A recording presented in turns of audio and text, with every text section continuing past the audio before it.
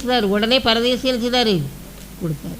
ஆகையினால் அன்புள்ள ஒரு தேவனாக தன்னை வெளிப்படுத்தத்தக்கதாக அவர் என்ன செய்தார், சிலுவையில் அறையப்பட்டார் அப்படின்னு சொல்லி பார்க்குறோம். அது மட்டும் இல்லாமல் பாருங்கள், இந்த ஒரே ஆவியினால் நம்ம பிதாவிடத்தில் கேட்குறோம். அப்பா பிதாவேன்னு சொல்லி என்ன செய்கிறோம், கேட்குறோம். இது அப்பான்னு கூப்பிட்றதுக்கு எவ்வளோ ஆசையாக இருக்கும். அப்படி தானே, அப்பாங்கிற அம்மா அப்பா அப்படின்னு சொல்லி யாராவது கேட்டாங்கன்னு சொன்னால் நம்முடைய மனசெல்லாம் அப்படி என்ன செய்கிறோம், உருகிறோம். யாரோ ஒரு பிச்சைக்காரிக்கு பாருங்கள், அங்கே அது கூட அம்மான்னு தான் கேட்காங்க.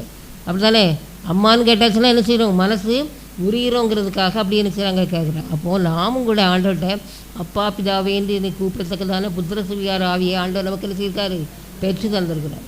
ஆகையினால உரிமையோடு ஆண்டவர்கிட்ட என்ன செய்யலாம், கேட்கலாம். உரிமையோடு கேட்கலாம். யாரும் கேட்க முடியும். உங்கள் வீட்டுக்கு நான் வந்திருக்கேன், உங்கள் வீட்டுக்கு நான் வந்தாச்சுன்னா நீங்கள் எதாவது தந்தால் தான் நான் என்ன செய்ய முடியும், சாப்பிட முடியும். அப்படி தான் நான் போய் உங்கள் சட்டிப்பட்டியெலாம் உருட்ட முடியுமா, உருட்ட முடியும். எங்கள் வீட்டில் ரொம்ப அதிகமான காசுக்கு நாங்கள் செலவழிக்கிறது இந்த தின்பண்டங்கள் தான், தின்பண்ட வகைராக்கள் தான்.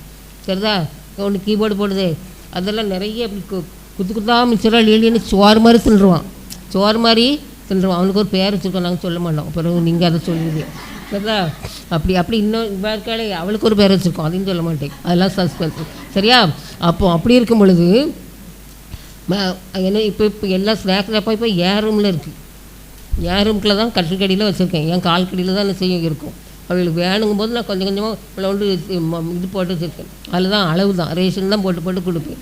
ஆனால் இந்த சின்னது ஒன்று இருக்கே, அது கேட்கவே செய்யாது. இது 2 பேரும் கேட்டு தான் வாங்கணும். அது அப்படி நேராக பள்ளிக்கூடத்துலேருந்து வந்து பள்ளிக்கூடத்துலேருந்து தலைகீழே அந்த கட்டில் கிடந்து உருட்டி அது பாட்டுக்கு உருட்டி என்ன செய்கிறோம், தின்றுறோம். பாருங்கள், அப்படி இருக்கும் பொழுது ஆண்டோட்டையும் நம்ம அப்படி தான் என்ன செய்கிறோம், கேட்குறோம். தானே, ஆண்டவர் அதை தாரோம் இதை தாரோம் அப்படின்னு சொல்லி என்ன செய்கிறோம், உரிமையோடு என்ன செய்கிறோம், கேட்குறோம். பழைய காலத்தில் அப்படி கிடையாது. அவங்களுக்கு நான் ஆசாரியன்னு ஒருத்தர் இருந்து அவர் தான் என்ன செய்வார், கேட்டு நமக்கு வாங்கி தரணும். இப்போ அப்படியே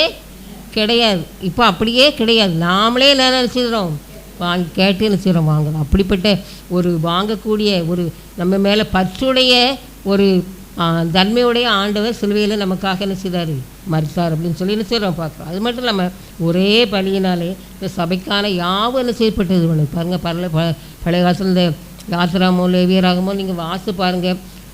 ஒரு வீட்டில் ஒரு மாதத்துக்கு எத்தனை கிடாசு பலியிட வேண்டியிருக்கும். மிஞ்சுமா நமக்கு பைசாவே கிடையாது. அப்படித்தானே இப்போல்லாம் நமக்கு 10 ரூபா காணிக்க போடுறதுக்கே 10 தடவை யோசிக்குமே. அப்போது காளையை கொண்டு வெட்டணும், குற்றஞ்செய்தா காளையை கொண்டு வெட்டணும், இல்லைனா புறாக்குஞ்சியாவது கொண்டு விடணும். இப்படி எவ்வளவு செலவு என்ன செய்யுது. ஒவ்வொருத்தர் வீட்டிலே என்ன செய்யணும், செலவு பண்ணணும். ஆனால் ஆண்டவர் இறந்து இந்த பலியாக ஒரே மனுஷனால் பாவம் இந்த உலகத்தில் வந்தபோது எப்படி அதே மாதிரி ஒரே மனுஷனால் என்ன செய்யுது, நமக்கு என்னது விடுதலை என்ன செய்து கிடைச்சிது. அப்போ வேறு பலி நம்ம இப்போ அதனால தான் நிற்கிறது செலுத்துறதே கிடையாது. ஆகையினால ஒரே மனுஷனால் பாவம் வந்தது போல் ஒரே மனுஷனால் நமக்கு விடுதலை என்ன செய்யுது, இயேசுவால் கிடச்சிது.